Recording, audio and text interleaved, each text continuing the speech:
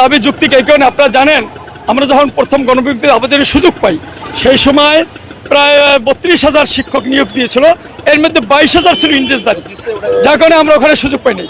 দ্বিতীয় গণবিজ্ঞপ্তিতে আমাদের আবেদনের সুযোগ দেয় নাই, তৃতীয় গণবিজ্ঞপ্তি আবেদনের সুযোগ দিয়েছে, কিন্তু দ্বিতীয় গণবিজ্ঞপ্তি আমাদের আবেদনের সুযোগ দিত তাহলে আমাদের এই যে 5,000 নিয়োগ বঞ্চিত হয়েছে তাদের চাকরি হয়ে যেত। তৃতীয় গণবিজ্ঞপ্তিতে আবার একই করছে, যারা ইন্টারেস্টদারি ছিল তাদের আবার চাকরি দিচ্ছে, আমাদের থেকে কিছু আংশিক চাকরি দিচ্ছে, যার কারণে আমাদের এই যে অনেক শিক্ষক নিয়োগ বঞ্চিত। আর ওই সময় ছিল একজন শিক্ষক 200-300 আবেদন করতো, দেখা গেছে কেউ 40 নম্বর চাকরি পেয়েছে, আবার কেউ 80 নম্বর চাকরি করে, কেউ তো এত আবেদন করতে পারে না। এটা আমাদের একটা যৌক্তিক দাবি, এই দাবির নাকি আমরা 2022 সাল থেকে আন্দোলন করছি।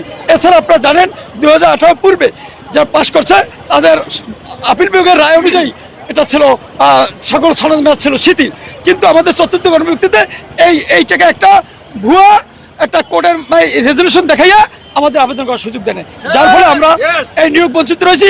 এই কারণে আমরা 15 জানুয়ারি আমাদের দলের চেয়ারম্যান জনাব তারেকের সাথে আমরা বিষয়টি তুলে ধরেছি এবং কত হাজার শিক্ষক আমরা আনুমানিক নিয়োগ বঞ্চিত হয়েছি সেই শিক্ষকদের তালিকা দিয়েছি, আনুমানিক একটি তালিকা দিয়েছি, কম বেশি হতে পারে।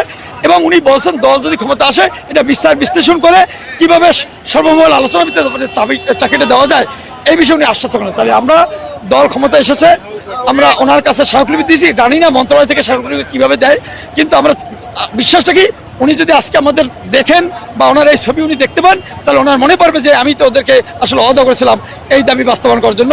এই জন্য মূলত আজকে যেমন শুভেচ্ছা জানাতে এসেছি এবং দাবি আদায় করার জন্য এসেছি করছি।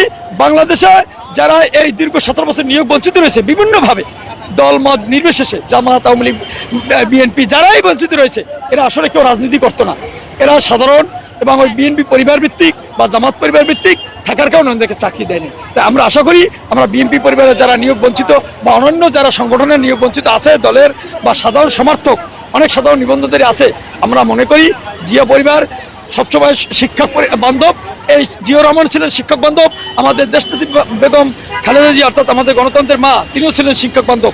এই যে আজকে অবসর ভাতা দেখেন কল্যাণ ট্রাস্ট বলেন এটা খালেদা জিয়া চালু করে গেছেন। আজকে শিক্ষকদের যে সুযোগ সুবিধা সব খালেদা জিয়া করতে, অর্থাৎ 90% দাবি আমাদের দেশনেত্রী বেগম খালেদা জিয়া বাস্তবায়ন করে গেছে।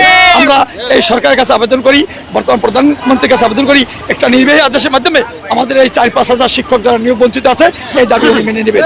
এটাই আসলে আমার আজকের প্রত্যাশা এবং বিশ্বাস। আমার বিশ্বাস রাখি বিএনপি যদি ইনশাআল্লাহ দেশ পরিচালনা করে ইনশাআল্লাহ আমাদের নিয়োগ দিবেন, এই প্রত্যাশা।